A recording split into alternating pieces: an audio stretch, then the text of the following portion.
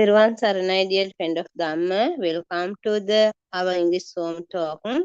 First, we would like to pray our Buddha Father, spiritual Dhamma guidance teacher, and we also like to thank you all for attending this Dhamma Zoom talk. Uh, we about discuss Dhamma. Atita Nanugameya, the past has already gone. Napati Kanke Anagata, the future has not yet come. But when we receive a thought of the past, it is thought of the present moment. Isn't it so? There is nothing except the thought at this present moment. Now you know that except of our thoughts at this present moment, there is no other thoughts, nothing else exists. What we are trying to see is to see the one thought that arises in this moment. Later you would realize that even though does not exist and that it also alive. Let us look at an example to understand what a thought is. Let us say that we see a brick wall in front of us. Then the sitter or thought is of the brick wall. The stimulus is the brick wall. The chakku vinyana or the seeing consciousness is actually a thought. A thought is a book. If the scene is only a thought, then does a book exist outside? The shape and name of a book was introduced to us on third to us when we were very small children. When we went to the Montessori, they taught us about colors like red, blue, and yellow. Then we learned that when the shape appears in front of us, we make this particular sound and we call it a book. Did you listen to my sermons? This is some sermons explaining about the shapes and sounds. Now do you understand that a book is a thought we that have created from a life? Thoughts does not have a shape or a sound, and we believe that it exists outside. Therefore, the aramunu or the stimulus of a book that you received now is actually a thought. It is a thought that we have created in your mind. The book does not exist outside, does it? Now you understand that what we create in our thought, we believe that is it exists outside. That is exactly our illusion. We are being tricked by a lie, a thought. We believe that the vijnana thoughts that calls it a book is there fast to see outside that it exists outside. What do you think that comes from outside is a signal? It is a thought. The signal, this thought, is what we sum as a book. When we see the shape, we recognize it as a book. The shape is also only a thought. Nama, Rupa means Chitta, Chitta, Chitta, Maha, Bhutanam, Chattaroja Mahabhutanam Upadaya Rupam. This means that the four elements that formed a thing, a rupa. Rupa means a shape. Actually does not exist. The thing outside does not exist, and the four elements do not exist either. The four elements are the qualities of liquid, warm or cold, air and solid. A stimulus, a spark formed as at the sight sense. Make us believe that there is a shape, a thing outside. The forming of a spark is known as a rupane. Rupang, Rupataya Abhisankatam. The Buddha said that the spark creates an illusory image. Unfold that whether we see outside, we believe that it truly exists outside. Therefore, coming back to your second question, then when we ajatta means what you think from here, from inside, from this side, you believe that what you think from here or outside exists outside. You have created an inside and an outside. You have created the duality. You have created two ends, but truly these two sides don't exist. The fact that we believe that here is a book outside is a lie, and there is nothing as a thought of a book either. That is a lie as well. This concept of a book was formed due to a color and sound.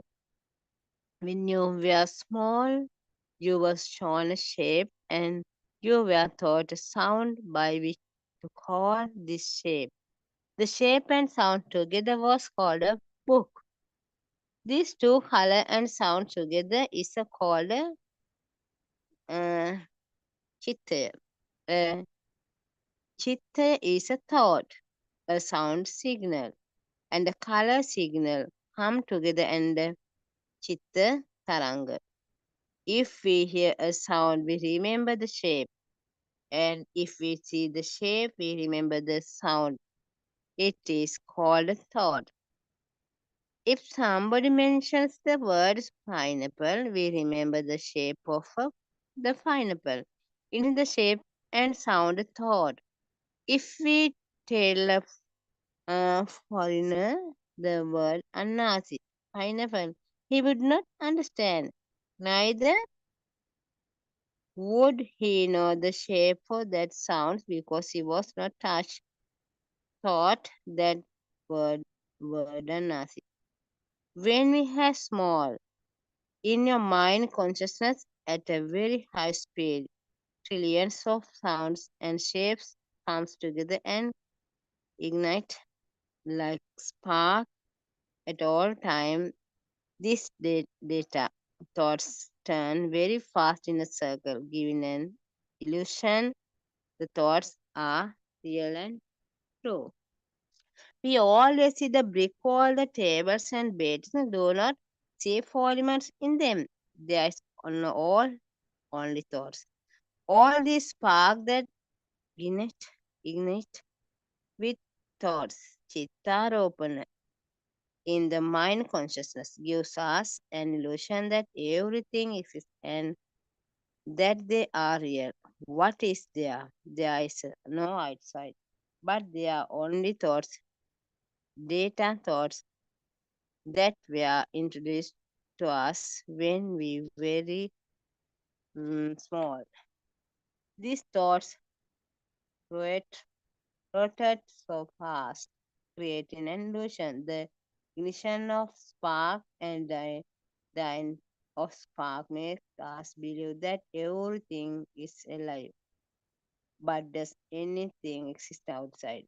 What we see the outside is actually all the data that we were taught from the time we were small.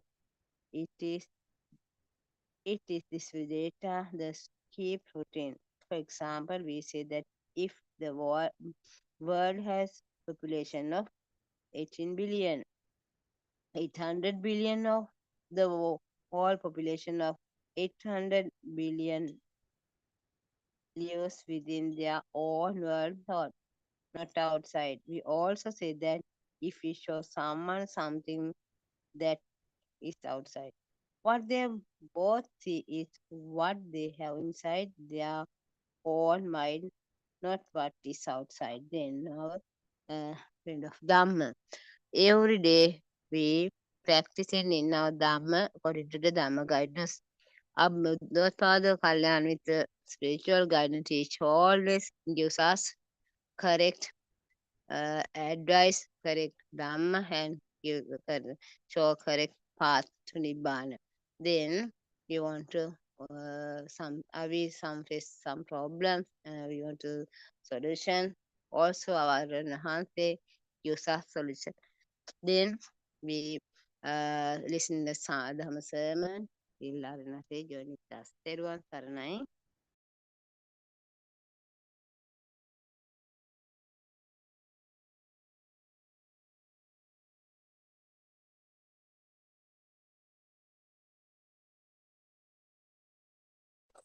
Before we go into today's talk, I want to take a moment to acknowledge something really important. I'd like to honor our Lord Buddha and our wise friend, Buddha Arana, at the very first beginning. What I'm about to share with you is based on what I've learned from listening to his teachings over the past year and a half, which were originally in Sinhala. I've done my best to understand these teachings and try to share them with you in English. Since English isn't my first language, I might make some mistakes in what I'm saying. Please bear with me and try to focus on the meaning and the deeper truth behind what I'm trying to explain.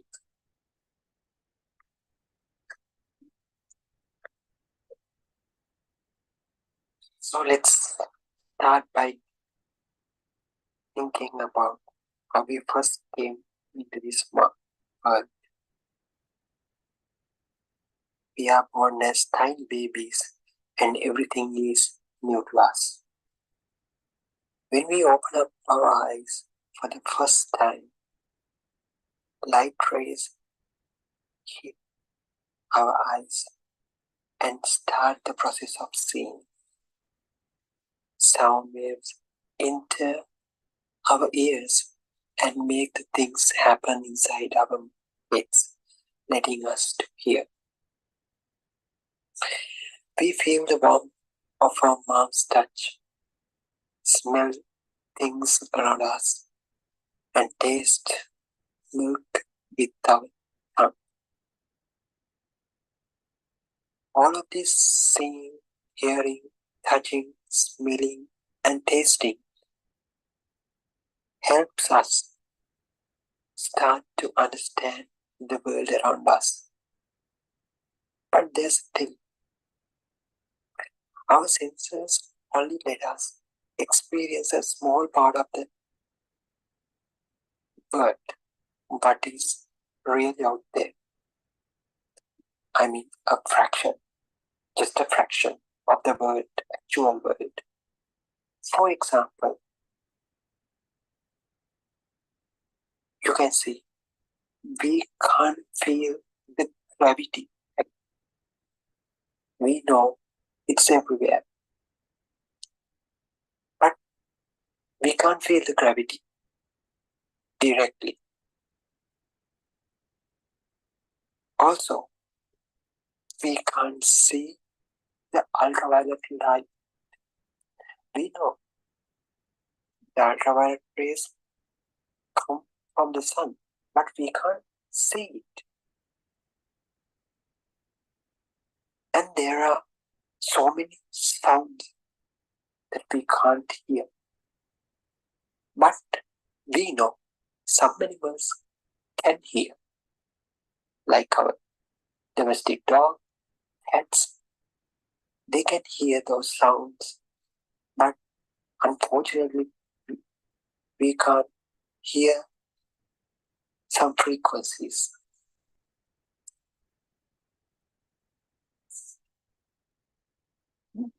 There are even sensations and tastes that we might not be able to detect at all.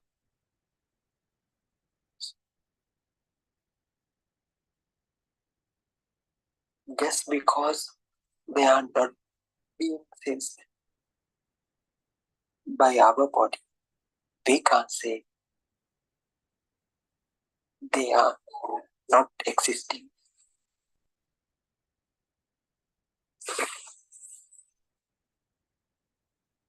So imagine the world is much richer and more complex than what we perceive with our senses. Other animals have different ways of experiencing the world. For instance, bats have super hearing capabilities and they can navigate using the echoes of sound waves. And the dragonflies can see around them in almost all directions. Their worlds must be very different from ours because of these unique abilities. So, it is very clear that no one can see or feel the appearance of the actual world. They live in their own worlds, which were demonstrated by their sensory organs. This brings us to a big question. If our senses only show us a part of the picture of the world, what is the real world look like?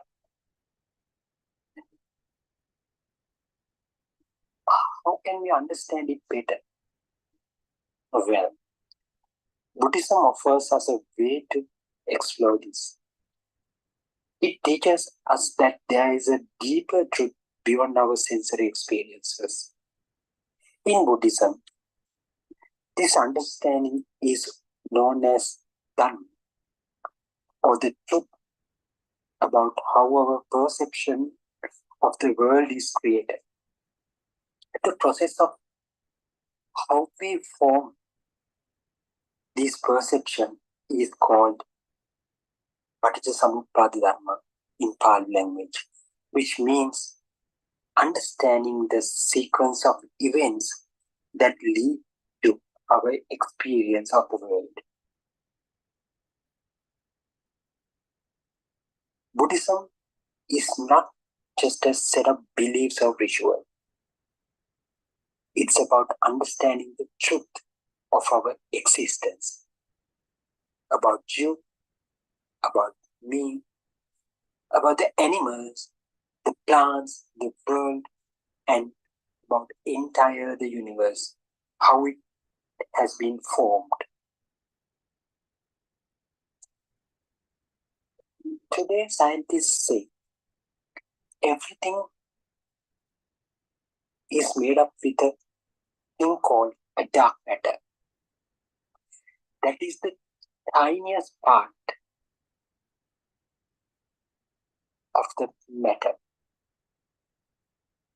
So no one can see it with their naked eyes. Even through the light microscope, it is impossible to see.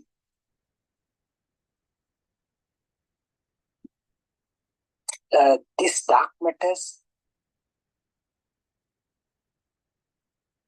were formed as a result of a great explosion that occurred billions years ago, so-called Big Bang. That explosion is called Big Bang. I think some people might know about these concepts. Since then, this universe is expanding rapidly and it has been caught into such a huge acceleration. In quantum physics, they explain the presence of that particle can be expressed as a probability. So, everything can be expressed in a waveform which encompasses the string theory. Now scientists bring about a new theory called string theory. It says everything in this universe has been created in a waveform. It is very similar to what the Buddha has preached. Since I am not a scientist, I am not in a good position to explain much about these theories. But I feel those novel findings are greatly related to what Buddhism teaches about vibrations and the existence of this entire world, entire universe. So, as we learn more about this process, we gain the knowledge. Eventually, that will become the wisdom. This wisdom is not just a knowledge, but also about how we live and practice it. In Buddhism, that journey is called acquiring the Satyajnana, the understanding the truth.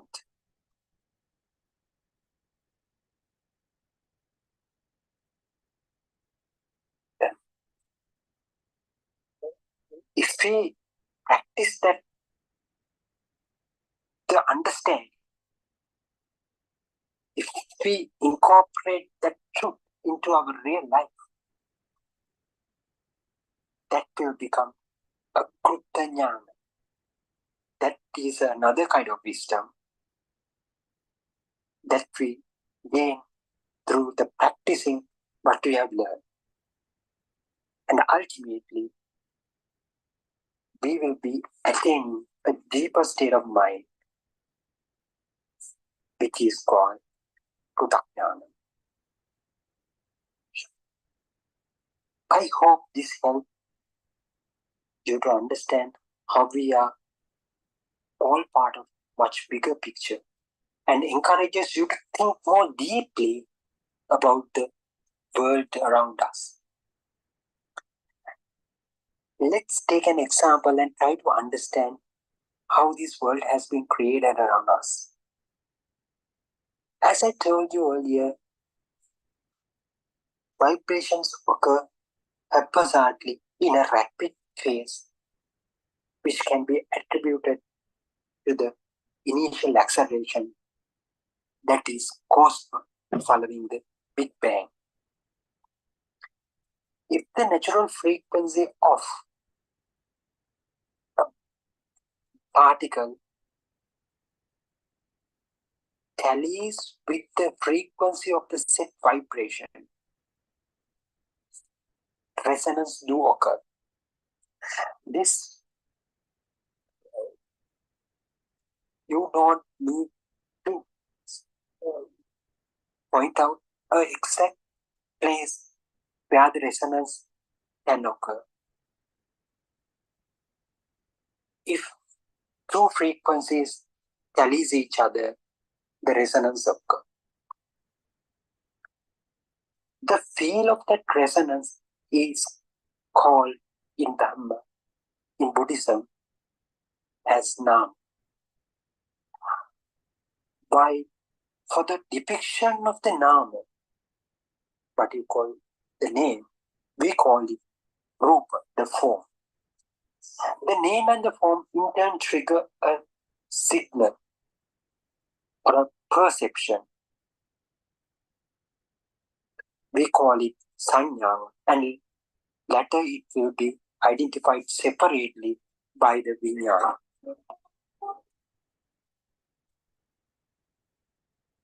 Let's take an example and try to understand how this world has been created.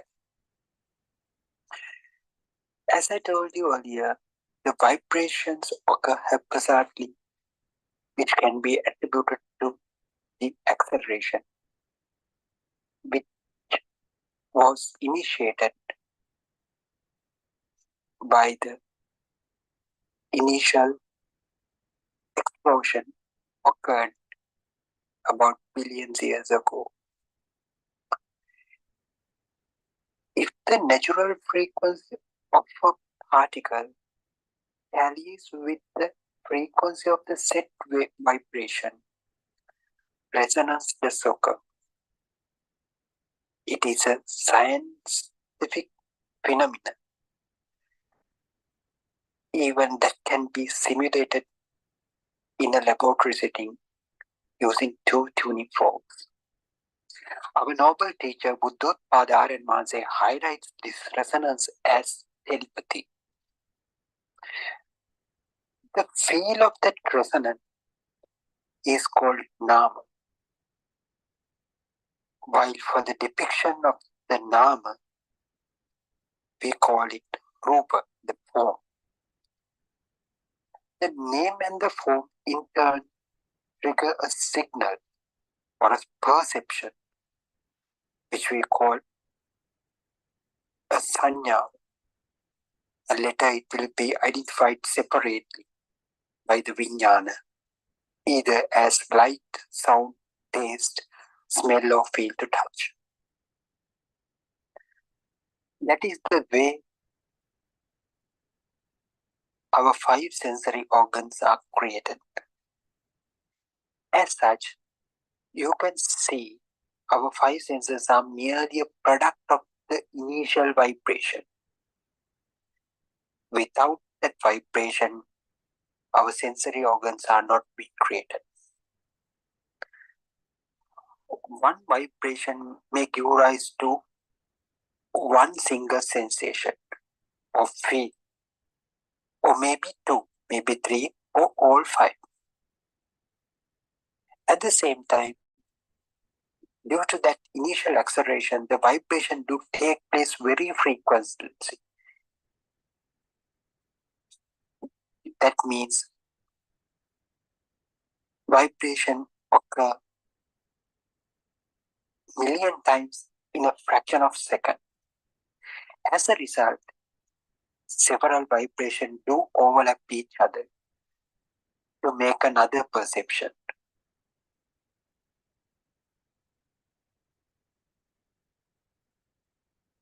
This is the place where a new sensory organ, which is called mind, is created. We call it in Pali, in Dhamma, it is known as Manadhamma, that is Manayatane. So,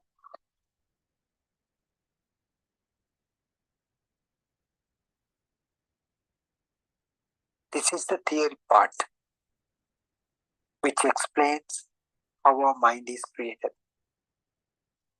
As you can realize, there's not a thing called a mind. It's just a representation of the initial vibration. Or in other words, it's an opener on the spot. As soon as it is created, the vibration immediately goes off. It disappears. The same way, once the mind is created, it gets vanished immediately. So,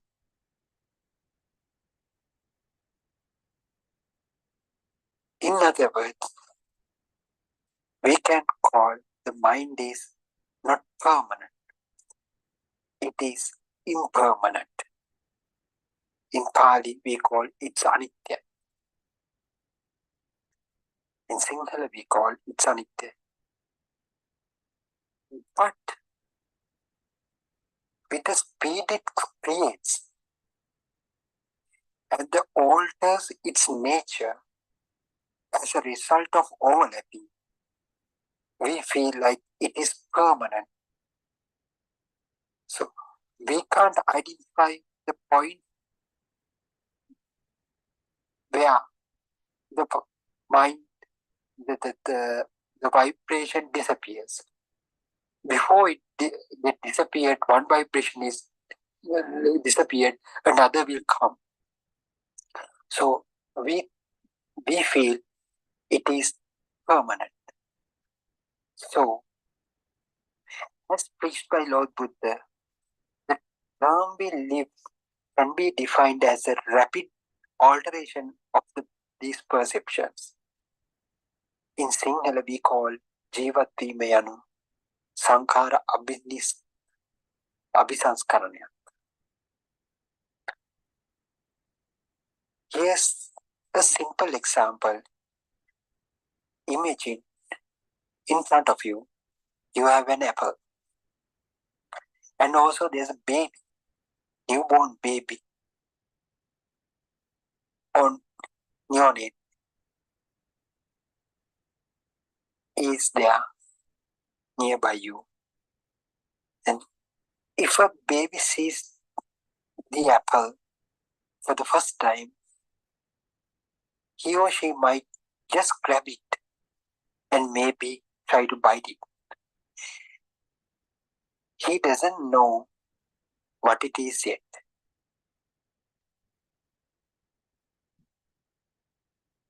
They just react to the color and the texture of it. As the baby grows and learns more, he gets to know what an apple is. Its color, its contour, its firmness, its taste, and its name.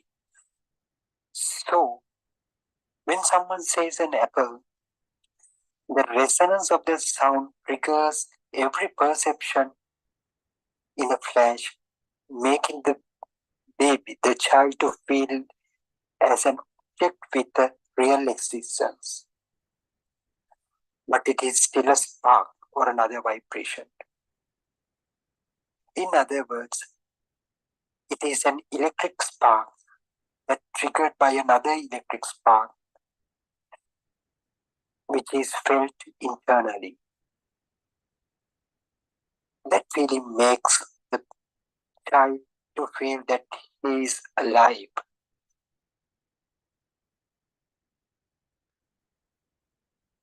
In this small example, you may understand that the presence of an external object makes you feel your existence as well. Same way, imagine if you are in the space where you cannot see, anything, you cannot hear anything, you may not feel anything.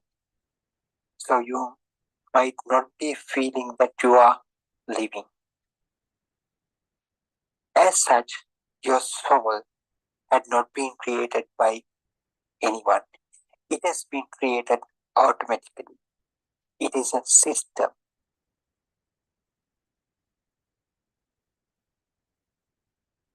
The mechanism which mind is creating is a science. In other words, understanding the science of creation of the mind is called realizing the truth. Again, I will say it's called Satya Jnana. It's a realizing the truth. It's a wisdom.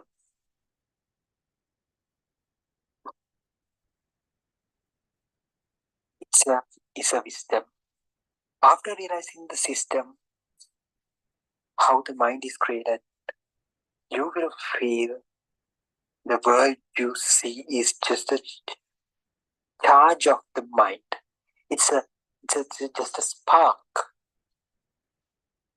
It happens every time you feel that mind is a permanent thing, but the truth is, it is not a permanent thing, it is impermanent.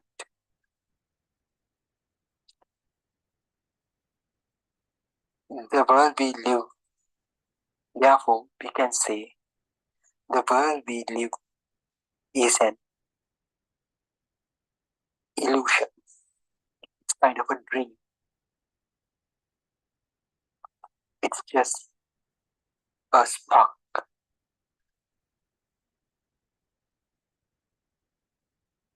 Same way,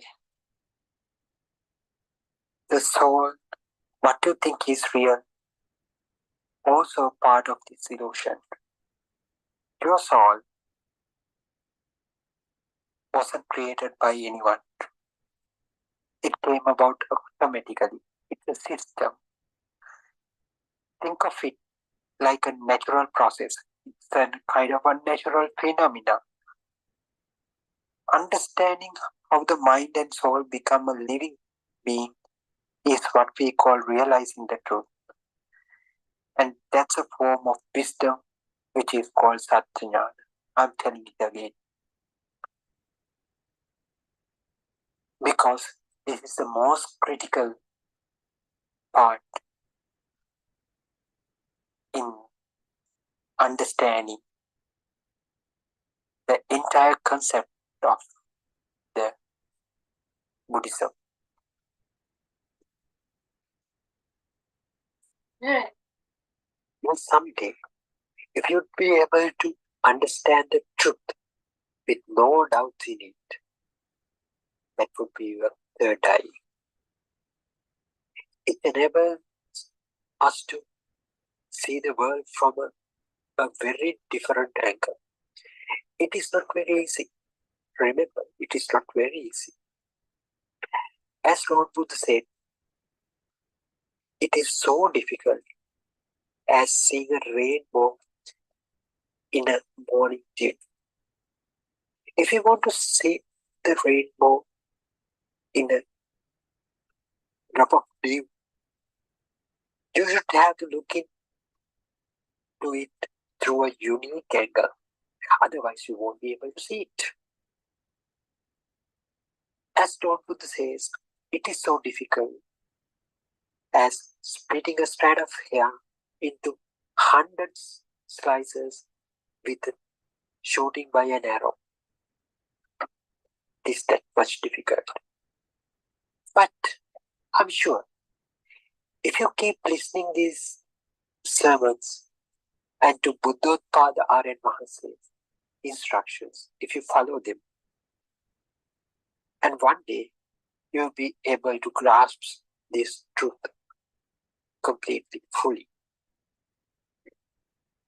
That's like you are having a special eye to see this world that we call a third eye. In Pali, it is called Dhammachakku. That Dhammachakku will let you to see the world in a completely different new way. But remember, as I told you earlier, it's not very easy to achieve. You have to have the self-motivation for that, commitment and dedication in order to achieve that goal. If so, first, you have to listen to the sermons preached by our noble friend Buddhottpada Aryan Mahasaya, and listen them very carefully. Then you have to comprehend them completely. If we have any doubt, we must revisit and rethink logically. until it becomes crystal clear for us. Then we must practice it by seeing everything through this new understanding. I'm sure you will eventually end up by realizing that there's no one called you, or there's nothing has to be taken as a soul in here. That is the ultimate understanding you will gain by practicing this Dhamma. As I said earlier, the world is created in our mind.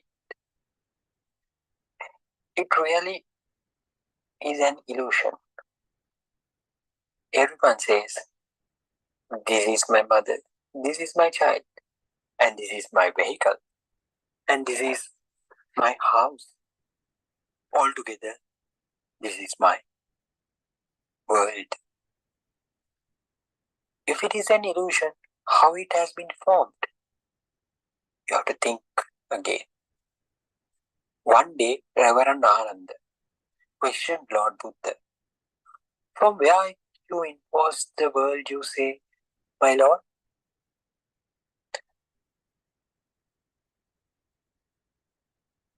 At that time, Buddha preached Ananda, Salayatana Loko Loko.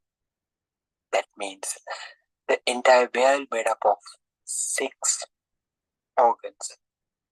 As you know, they are eye, ear, tongue, nose, body, and the mind. The formation of these sensory organs per se itself is called the world. Nothing beyond that. Whenever the organs are created, the sensory organs are formed, it is called the world. In these sermons on realizing Nirvana, Buddha imposes the world which is created in your institutions at the sensory organs. Through this 6-foot body, the Buddha manifests the world. In Pali, Hitte Niyati Loko. The world is created, is in mind. Then it is said that all Dhamma originates in the mind.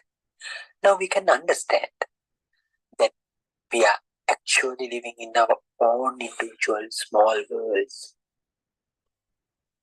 created by our own minds, experienced by our own minds. Isn't it? Think deeply. A child needs little things, so his world is rather small. There are bigger things in his mother's world, so it is big.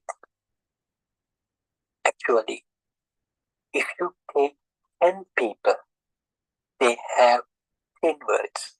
If you take 100, they have 100 different words in their minds. Like this, you create their own words in their own minds. Why I am emphasizing this again and again and again? Because that is the turning point. That is the key to understand this entire truth of Dhamma. As such, they live in the world of their minds. Chitte Niyati Loko. Everyone seeks their favorite color, their favorite song, their favorite sound. So we can see from all of them. their world made up by their eyes, ears, tongue, nose, body, and mind. Just look at the stuff in your room. You bring things you like. You go to the shop and buy the things you like and you want. Think about your bed, the chair, the table in your room, and their arrangements in your room. Aren't even the pictures hanging in your room a picture you like? See how they are creating your own world. Unknowingly, you build your own world from the day you were born. See how people lead their lives by making outside as they wish, thinking that everything is real.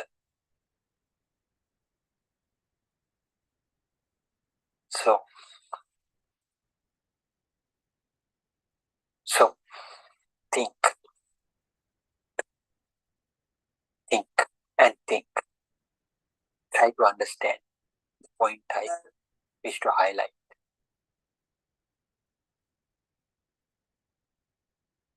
But really speaking,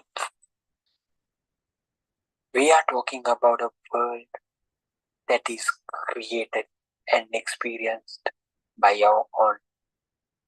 We need to see this truth. We need to see that is the world that is created in our mind. We are lost in the world of images, sounds, smell, tastes, and touches made by your own eyes, tongue, body, and nose. All five sensory organs. Salayat and Loco institutions are the world, according to Lord Buddha. So, if you go deep into this, you can see we have made two sides in relation to ourselves and the external. So, we are afraid of losing the external thing. And if you lose it, we feel sad.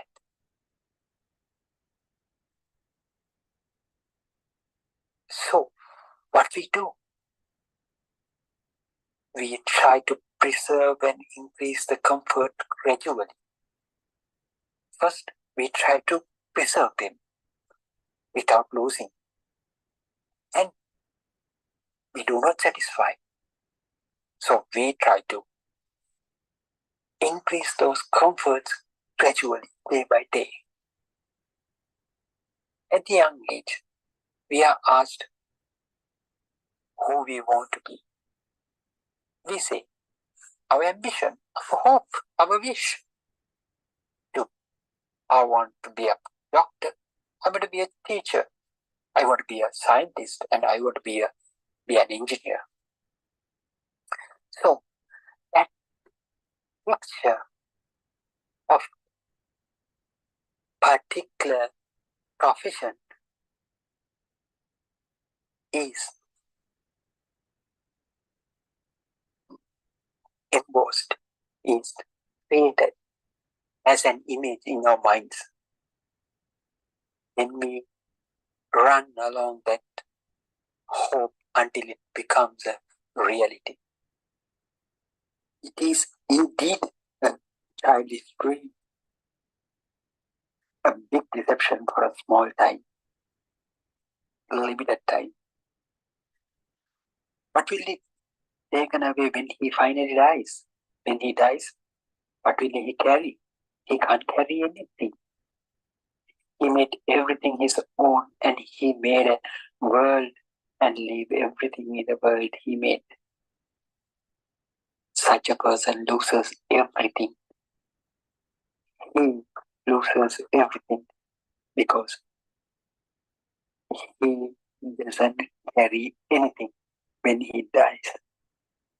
He had a lot of things when he was living, but he has to leave everything behind and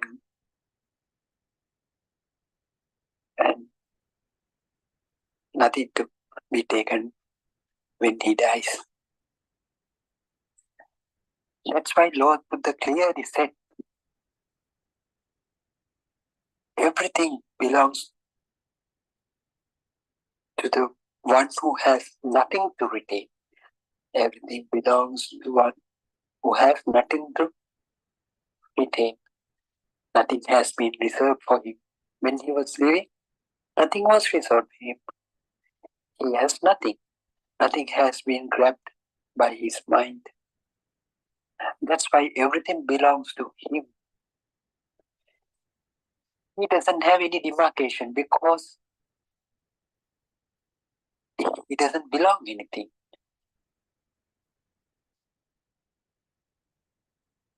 That's why everything belongs to him. That is the absolute truth. Actually, we explain this. There is a practical side of this. Nirvana is found at the place where this mind is free. If the mind has no boundaries, if the mind is free, the nirvana can be found. So, if there's option, why do we burn inside? And why do we suffer? Just because always our minds create a fire inside our soul, inside our heart, ending with suffering and misery. This fire always ends with a suffering and a misery. It is because we are unaware of the ultimate truth. When the Buddha taught the Four Noble Truths in Pali, we call it Satra Sati Attanaya, Four Noble Truths. He explained in the Satra Satipatthana Sutra the paths to end this suffering and the cessation of this misery and the purity of understanding. So that is the practical path our Lord Buddha preached.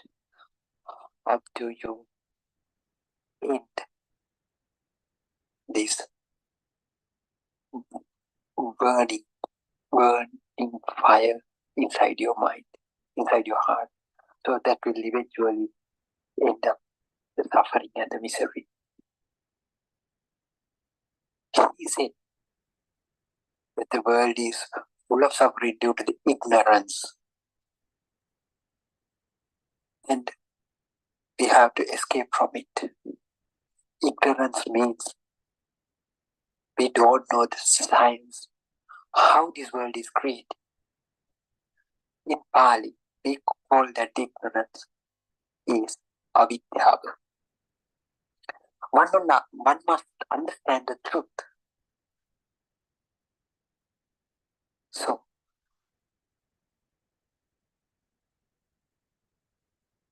originally, people are lost without knowing the truth. But to transcend this world of illusion and the deception, one must see the ultimate truth. That is the only way to escape from the suffering and the misery. To escape this deceptive world, one must understand that the visible world is not the ultimate truth. As I told you earlier, in our minds, there is a world external to us. We have created a world external to us. To see that world, in front of that external world, I myself stand. So we have to understand the real truth. The real path of liberation involves understanding the truth of suffering and the ignorance. I'm telling it again, understanding the avidya.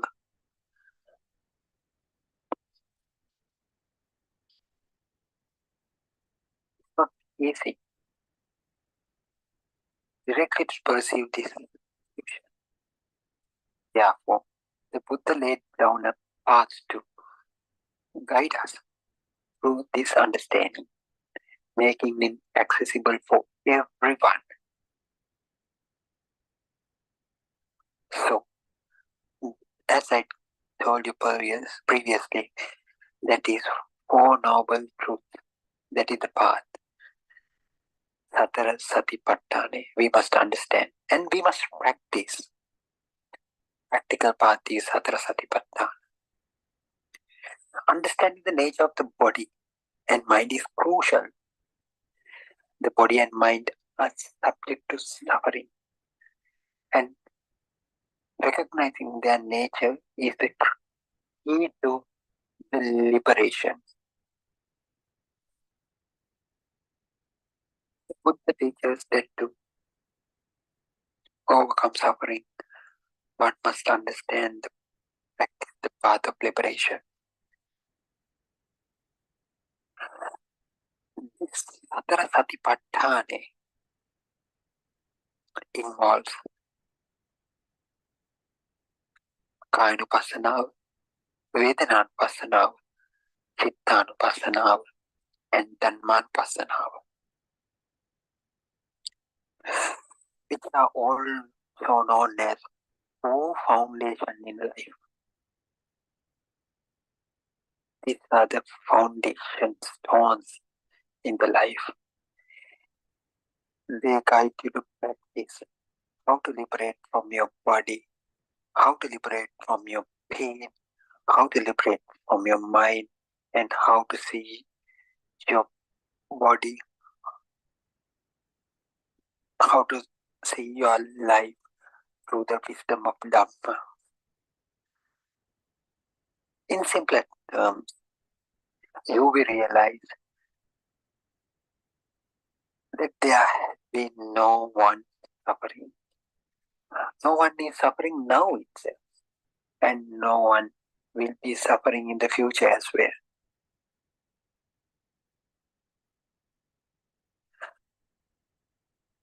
Through the four foundations and the eightfold path that we call Arana,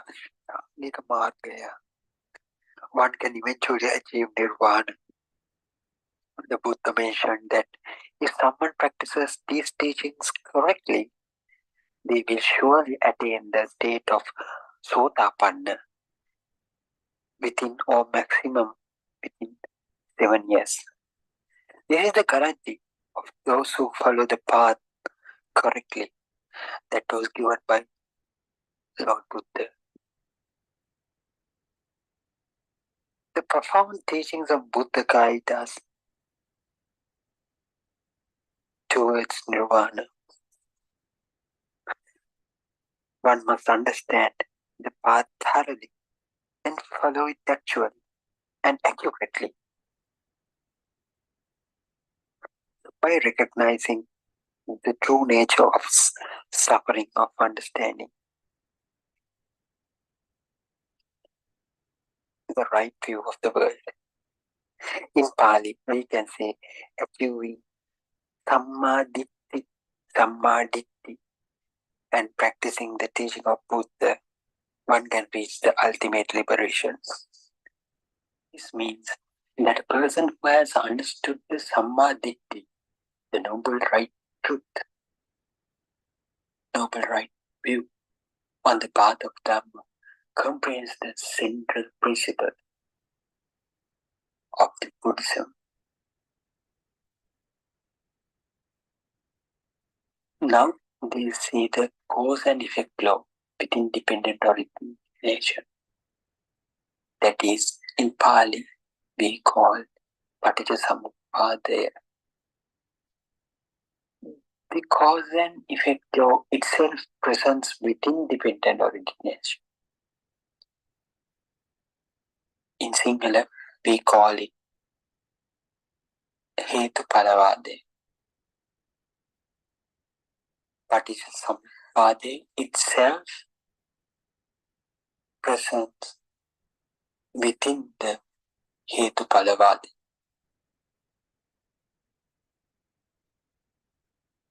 If they know this, they transcend the extremities.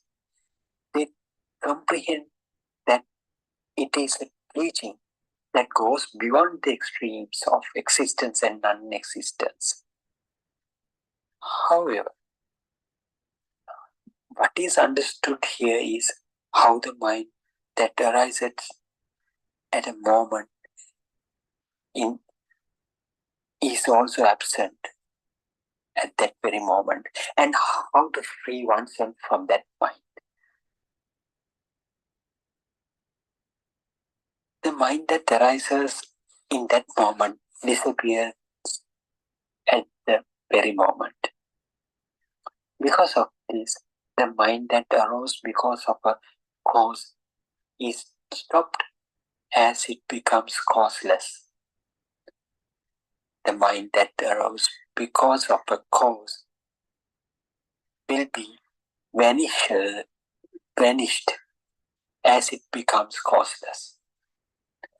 That is Hetupalavad. That is dependent origination. That is cause and effect law. Even if one takes the concept of being awake in this moment, it is in this very moment. In this moment, in the arising of mind, what is seen in Buddha's moment, we call it Buddha moment. In Pali, Buddhakshanaya, we will find the liberation from mind. That is, we call Cheto Vimuktiya. If you see the Buddhakshanaya, you will find the liberation from mind. That is Cheto Vimuktiya, getting free from mind. One needs to see only the realization that Nisatto Nichivo Sunyo. That means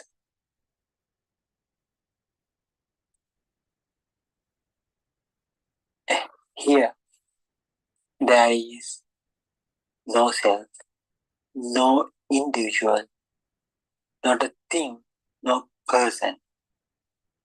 That is the meaning of Nisatto Nichivo Sunyo. That is the ultimate realization of this entire pathway. There is no self, no individual, not a thing, no person. It is only the mind or the thoughts that arise and go away. Just like the waves of the sea. It goes up, it disappears. Again it comes up, it disappears. Like waves of the sea. The thoughts. And those thoughts too arise due to the previous courses. Why did I say that? Why did I say that? Lord Buddha says, avidya paccaya sankhara. Let's try to understand that with an example. As you know, we'll go back to the small child. As you know, a small child's mind has no conceptualizations. The small child does not know things around him or her. There is no insight, no agreements, no thoughts.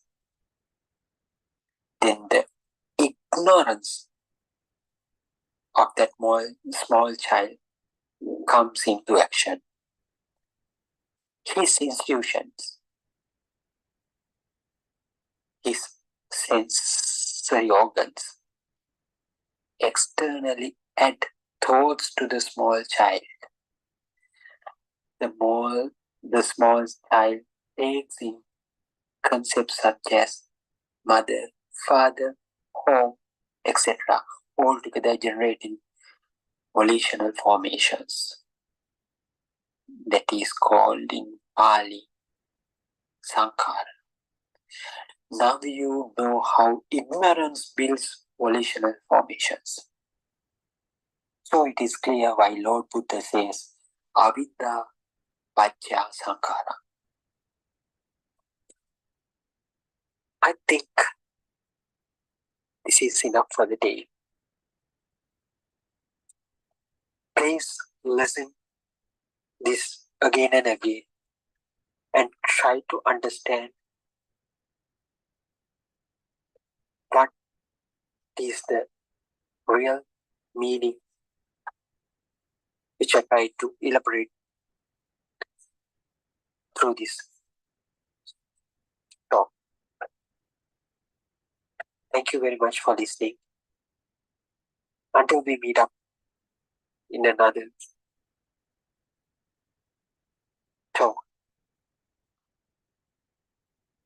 may Triple G bless you all. Therwan Sara.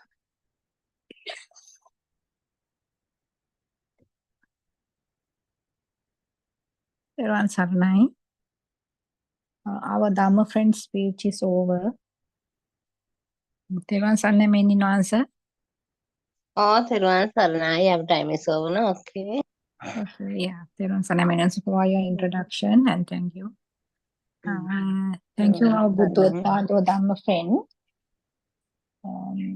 for his valuable speech about how the world is created, or the mind is created, or thought is created, with its theory part.